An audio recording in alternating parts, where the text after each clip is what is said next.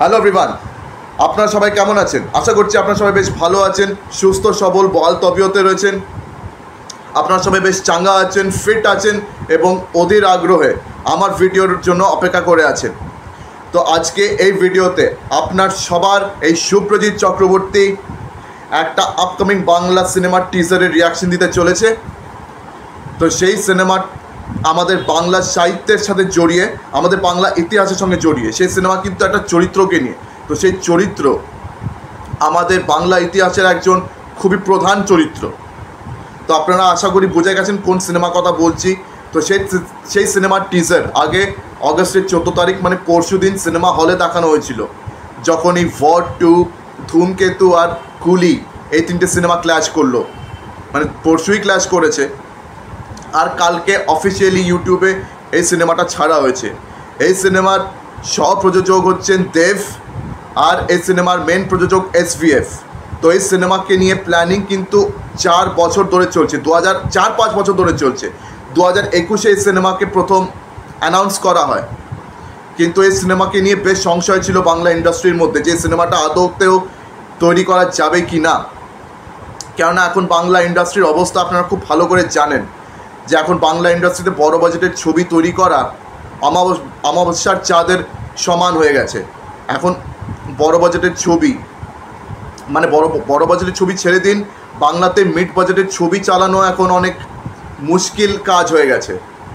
তো এই জন্য এই সিনেমা নিয়ে বেশ সংশয় তৈরি হচ্ছিল। তো দেবের যে আপকামিং যে রিলিজেসগুলো ছিল ওই সময়, তো সেইগুলোকে দেখার পর প্রযোজকরা ভরসা পেয়েছে। তারপরে এই সিনেমাকে নিয়ে ফার্দার কাজ শুরু হলো এবং এই সিনেমা এবারে দুর্গাপুজো, মানে এই দুর্গাপুজোতে এই সিনেমাটা এবার রিলিজ হতে চলেছে। তো সেই সিনেমার নাম হচ্ছে রঘু ডাকাত। তো রঘু ডাকাতকে বলা হয় বাঙালি রবিনহুড, গরিবদের ভগবান। গরিবদের কাছে তিনি ভগবান তুল্য, ভগবানের সমান। তিনি নিজে কিন্তু মা কালীর ভক্ত ছিলেন, আর শ্যামা সঙ্গীত উনি খুব ভালোবাসতেন। রঘু ডাকাতের নাম কিন্তু আমরা অনেক শ্যামা সঙ্গীত বা অনেক বাংলার সাহিত্যে তার নাম আমরা শুনতে পাই, তার উল্লেখ আমরা সবসময় পেতে থাকি। তা আমাদের বাংলার সংস্কারের অনেক গুরুত্বপূর্ণ চরিত্র এই রঘু ডাকাত। তো 1900 শতাব্দীতে এই ডাকাত কিন্তু ইংরেজ সরকারের জন্য ত্রাস ছিলেন।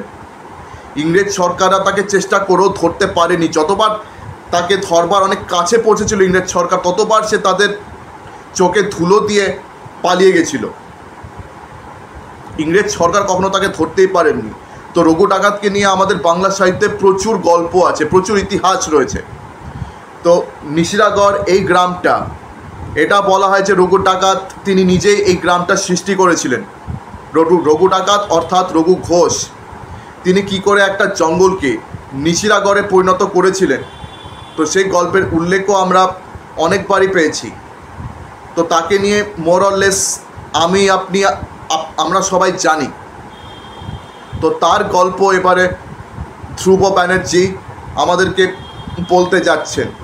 তো ধ্রুব ব্যানার্জি সিনেমার ডিরেক্টর। তো এই পুজোতে সেই রঘু ডাকাতেরই কাহিনী আমরা কিন্তু বড় রূপলি পর্দায় দেখতে চলেছি। আর দেবকে রঘু ডাকাতের রোলে দারুণ লাগছে, হেভি লাগছে, হ্যাপা লাগছে, ব্যাপক লাগছে। মানে দেব কিন্তু নিজের অভিনয় অনেক খেটেছে।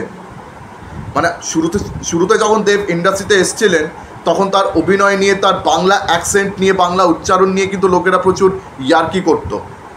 কিন্তু তারপরে তিনি প্রচুর খাটনি খেটেছেন নিজের বাংলা অ্যাকসেন্টের উপরে, বাংলা উচ্চারণের উপরে, নিজের অভিনয়ের উপরেও তিনি অনেক খেটেছেন। হ্যাঁ, আজকেও যে তার বাংলা উচ্চারণ যে বিশাল একেবারে স্পষ্ট তা নয়, বাট আগের থেকে অনেক স্পষ্ট হয়েছে, এটা কিন্তু মানতে হবে।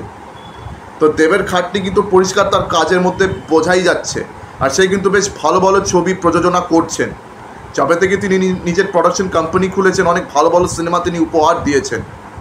হ্যাঁ, অনেকগুলো ভালো সিনেমা এমনও হয়েছে যেগুলো হিট হয়নি, তবে সে কিন্তু রিসেন্টলি অনেক ভালো ভালো সিনেমা দিচ্ছে। তো রঘু ডাকাতের উপরে কিন্তু আমার বেশ আস্থা রয়েছে। তো রঘু ডাকাতকে নিয়ে আমার কিন্তু অনেক আশা রয়েছে। এই সিনেমা কিন্তু এবার দুর্গা পুজোতে বেরোচ্ছে। আর আমার যা মনে হচ্ছে, এবার এই রঘু ডাকাত যদি দুর্গাপুজোতে রিলিজ হয় এটা কিন্তু রেকর্ড ব্রেক করবে, প্রচুর রেকর্ডস কিন্তু ভাঙবে এই সিনেমাটা। তার উল্টো দিকে রক্তবীজ 2 এর মতন সিনেমাও আছে, আরও বেশ অনেকগুলো সিনেমা কিন্তু তার উল্টো দিকে থাকতে চলেছে। দেবী চৌধুরানী এটাও বোধহয় এই দুর্গাপুজোতে বেরোতে পারে। তো এবার দেখা যাক রঘু ডাকাত এই পুজোতে কতটা কালেকশন করতে পারে। এবার কোন বাংলা সিনেমা এই পুজোতে এগিয়ে থাকে সেটা তো দুর্গাপুজো আসার পরই জানা যাবে। তো এই সিনেমা নিয়ে কিন্তু আমার বেশ আশা রয়েছে। দেবকে আমার বেশ দারুণ লাগছে।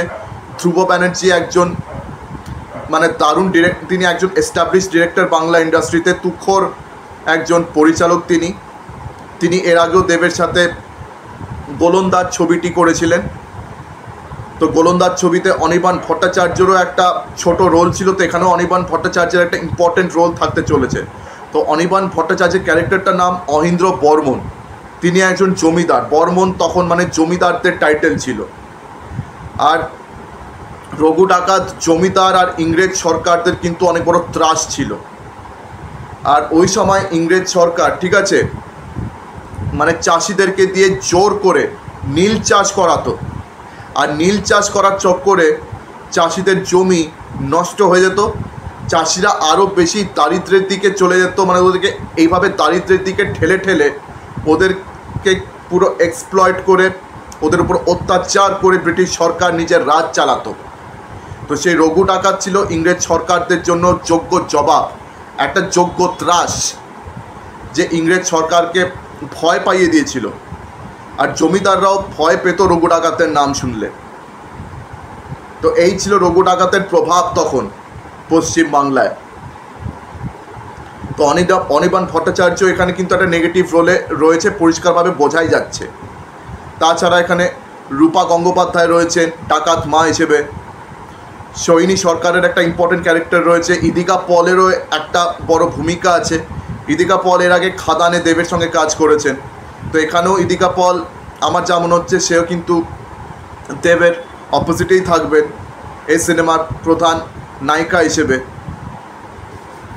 তো আমার তো এই সিনেমা থেকে প্রচুর আশা রয়েছে। তো আপনাদের এই টিজারটা কেমন লেগেছে আমাকে কমেন্ট সেকশনে অবশ্যই জানাতে ভুলবেন না। এবং আমার ভিডিও ভালো লেগে থাকলে আমার ভিডিওকে লাইক করুন, বেশি বেশি করে শেয়ার করে দেবেন। আর হ্যাঁ, আমার চ্যানেলটিকে সাবস্ক্রাইব করতে অবশ্যই ভুলবেন না। তো আজকে দিনের মতন বিদায় নিচ্ছি। আপনাদের সঙ্গে আমার দেখা হবে পরবর্তী ভিডিওতে। ধন্যবাদ।